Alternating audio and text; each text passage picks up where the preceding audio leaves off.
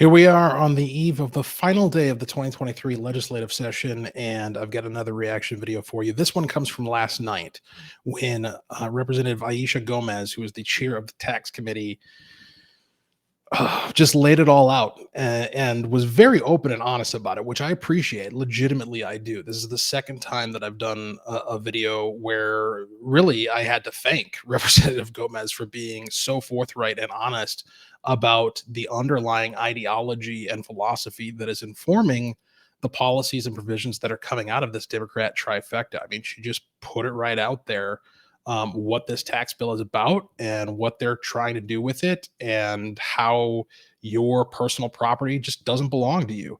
And in particular, when we talk about the decimation of private charities, which, if you're not up to speed, there's a provision in this bill that is effectively going to neuter and decimate the capacity of charities like your local Lions Club, your local VFW, your local sports team, to be able to use charitable gambling e-pool tabs effectively in order to raise money, in order to support programs that are of tremendous value, charitable value to your community. And they're doing that in order to benefit one of their major political donors, the Minnesota sovereign native tribes.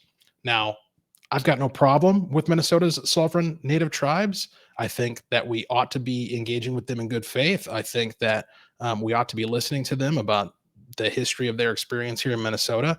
But the idea that there's some historical argument for hobbling our capacity statewide to be able to raise money for our kids to be able to do sports and for our veterans to be able to benefit from charities throughout the state, in order so that they can get more profit from their casinos, that's pretty gross.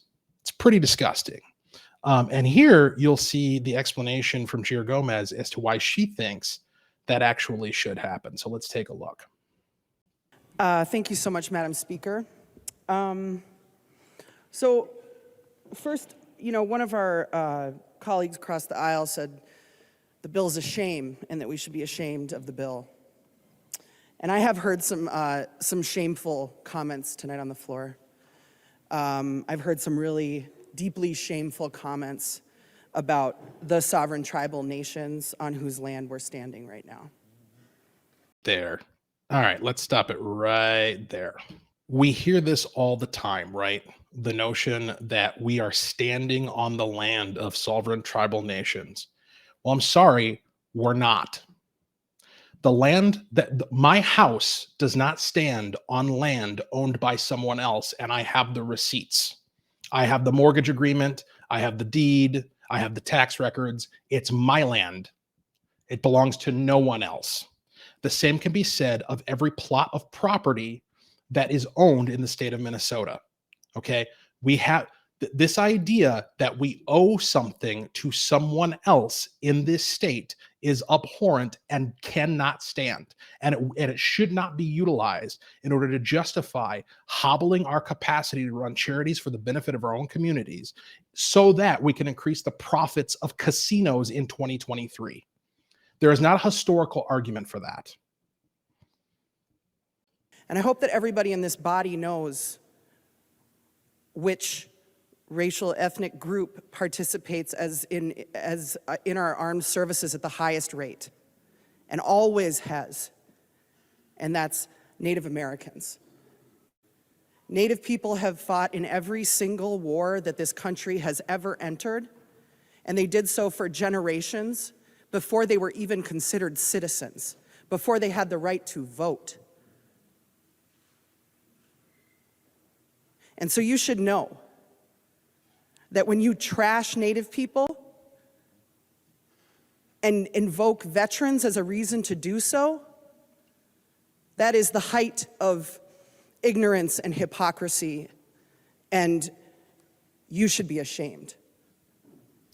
Okay, so again, the argument here is that you should be ashamed because you're not willing to sacrifice your capacity to raise money for fire equipment in your city or town, because you don't want to have your ability to raise money in order to provide for your local high school sports team or for your local veterans group, your VFW, your American Legion. You should be ashamed because you're not willing to give up the capacity to support those organizations in order to increase casino profits. You should be ashamed because of that. Why? Well, because there have been Native American veterans. Well, I got to tell you, and I don't want to speak on behalf of veterans here, and veterans can certainly set me straight, but I will dare to say, I will go out on a limb and claim that I don't think veterans, like one veteran to another across racial groups, holds the expectation that a veteran in another part of the state who has a different color skin than them and a different ethnic heritage than them should have to suffer in order to benefit you. That kind of strikes me as as antithetical to everything that veterans stand for, right? These folks who have chosen to serve our country and to stand as brothers, united in a common cause on a common mission. The idea that some subgroup of them, based upon their ethnic heritage, expect the rest of veterans throughout the state to not be able to raise money for their charities just seems a little ignorant. I'll just borrow Aisha Gomez's words, right? Ignorant. Sounds pretty accurate. That seems like an ignorant perspective. Native people live in every one of your districts. Every reservation and community in this state is represented by a Republican representative. And if you are talking about the people who you represent in these terms, you are abdicating your responsibility in this body to work for all of our residents across the state of Minnesota. And again, the idea here that in order to work for the Native American residents of the state of Minnesota, we have to sacrifice the capacity of every other citizen and resident in this state to be able to raise money for the charities that they care about and that provide value for them. That's a pretty crazy idea. And I don't think it's an idea that Native Americans broadly agree with when you put it in those terms, which is to say, when you put it in accurate terms. When you say in reality, when you state clearly what it is that we're asking, which is for people to not be able to fund fire equipment, not be able to fund sports teams, not be able to fund veteran charities as a result of this policy, this bill, I don't think that's something that Native Americans are asking for. I think that's something that you're asking for. I think that's something that's politically expedient for Democrats. I don't think that's something that actually furthers the spirit of community and reconciliation that was evidenced on Sovereignty Day here earlier at the Capitol earlier this year. That was a day where we sat and we learned about the sovereign nations here in the state of Minnesota. We learned about the history and we came together in community, and there was a high degree of reconciliation in the spirit of the walls that were taking place here. And this sets that back.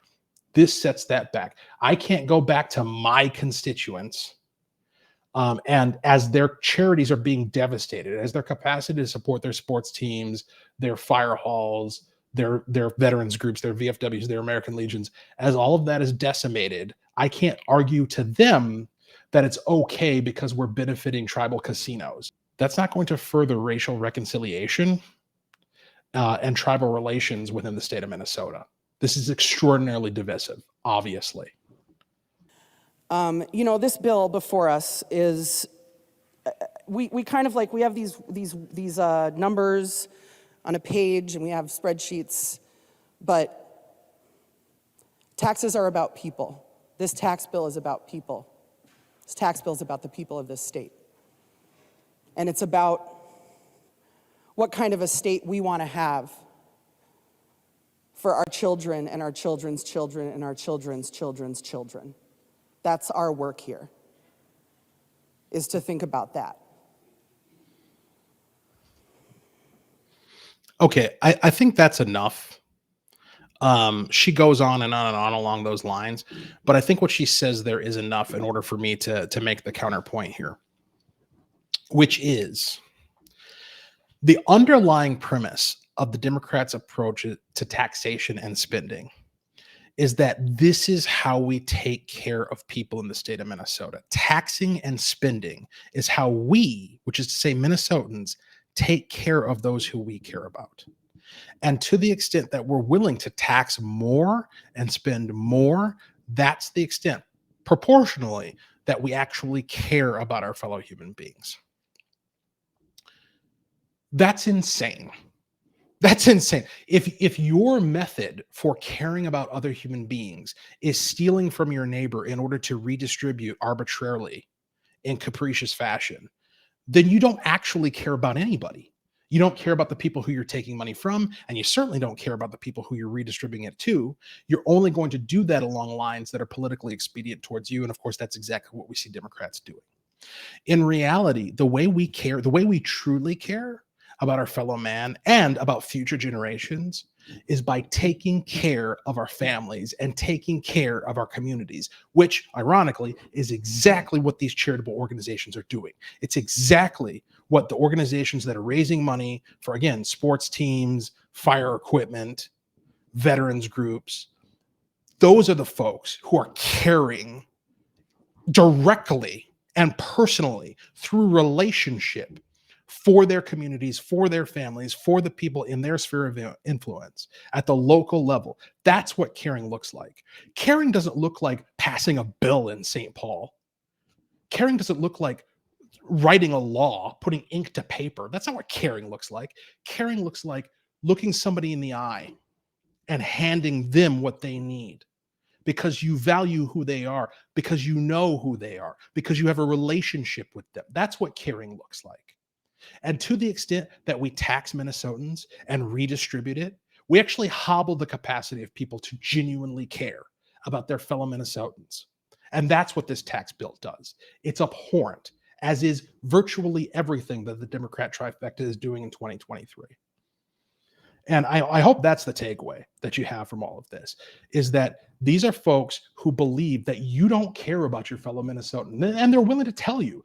Aisha Gomez just told you personally that to the extent that you don't want to be taxed, to the extent that you don't want your ability to raise money for the charities you care about, to the extent that you object to that, you don't care about your fellow Minnesotans. That's what she's telling you. Do you agree? If you do, then the status quo is working out great for you. But if you don't, well, that's a conversation for another time. Take care.